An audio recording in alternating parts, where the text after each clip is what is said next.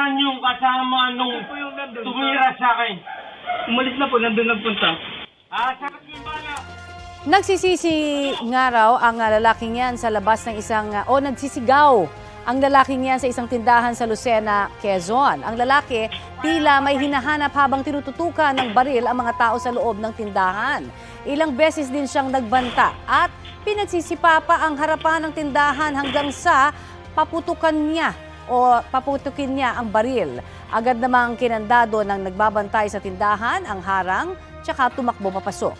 Umalis din kalaunan ang lalaki. Batay po sa investigasyon ng pulisya, lasing ang nagwalang patrolman na nakadestino sa Lopez, Quezon.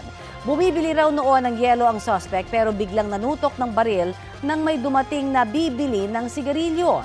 May 2 customer pa raw na pinagbantaan ang pulis. Nakapiit na sa Lucena Custodial Facility ang suspect matapos isuko ng kanyang kapatid. Nabawi rin sa pulis ang ginamit niyang baril sa insidente. Nakaharap sa patong-patong na reklamo ang suspect na wala pang pahayag.